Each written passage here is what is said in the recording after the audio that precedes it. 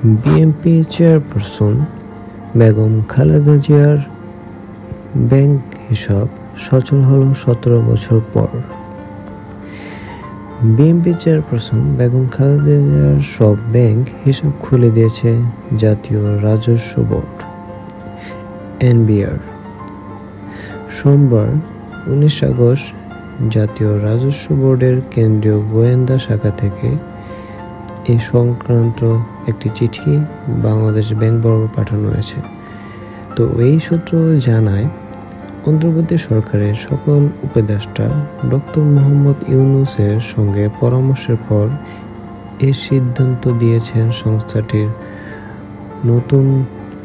নবনিযুক্ত চেয়ারম্যান আব্দুর রহমান খান।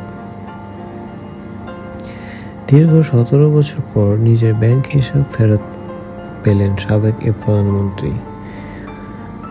তত্ত্বাবধায়ক সরকারের শাসনামলে 2007 সালের 25 এপ্রিল শেখ হাসিনা ও খালেদা জিয়ার ব্যাংক হিসাব তলব করেছিল সিআইসি।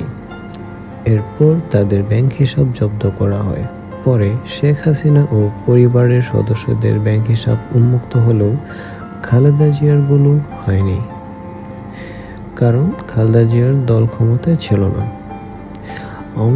আওয়ামী লীগ ক্ষমতায় আসার পর কয়েকবার খালেদা জিয়ার ব্যাংক হিসাব পুনরায় চালু করার আবেদন করা হয়েছিল, কিন্তু তাতে সাড়া পাওয়া যায়নি।